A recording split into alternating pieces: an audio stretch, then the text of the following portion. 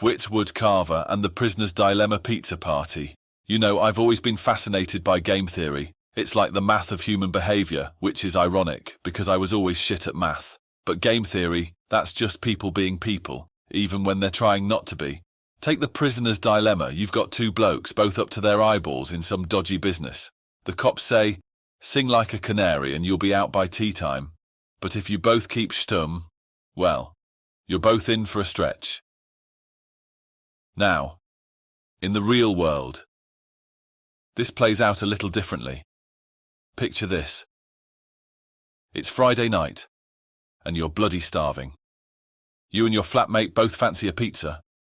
You both know if one of you orders, the other will scrounge a slice. So you're both sitting there, stomachs rumbling, waiting for the other to cave. It's the prisoner's dilemma, but with extra cheese. You're thinking, if I order, he'll eat half, and I'll be out a tenner. But if he orders, I'm laughing, I'll get half a pizza for free.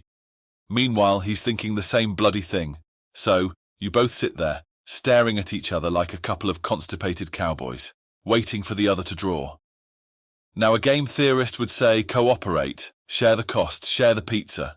It's the optimal solution. But we're not bloody robots, are we? We're humans, and we're a bit crap at this whole logic thing. So, what happens? You both wait until you're ruddy starving, then one of you cracks and orders a pizza. And the other, well, he's laughing, isn't he? He's got half a pizza for free. But then, next week the roles reverse. And before you know it, you're both broken fat, with a flat full of empty pizza boxes. That's game theory, my friends. It's not about being smart, it's about being human. And being human, well, that's a bloody mess, innit? But at least there's pizza. The Nash Equilibrium nightmare. Now, I've heard of this thing called the Nash Equilibrium. It's when everyone's doing what's best for them, given what everyone else is doing. Sounds great, right? Wrong. Bloody wrong. Imagine you're on the tube at rush hour. Everyone wants a seat, but no one wants to be the mug who stands up first. So you all sit there, squashed like sardines, armpit to armpit, trying to read the metro over someone's shoulder. That, my friends, is the Nash Equilibrium. No one wants to be the first to stand up, because then you're the chump who's standing while everyone else is sitting. But if everyone stood up, there'd be more room for everyone. But no, we're all too bloody selfish for that.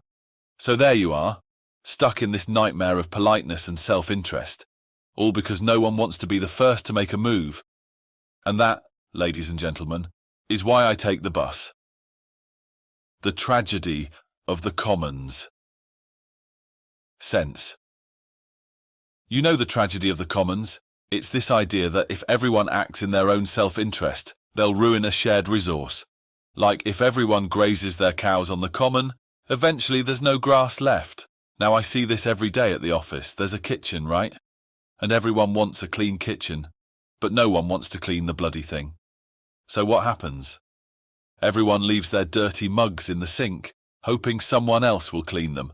And before you know it, the sink's overflowing. There's a smell that could knock out a horse. And you're all standing there looking at each other saying, well, I didn't do it. That's the tragedy of the commons, my friends. And it's a tragedy because it's so bloody avoidable. But we're humans, and we're a bit crap at this whole cooperation thing. So, there you have it. Game theory in action. It's not just about math and graphs and all that bollocks. It's about people being people.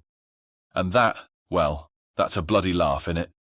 Even if it does leave you with a sink full of dirty mugs and a flat full of empty pizza boxes.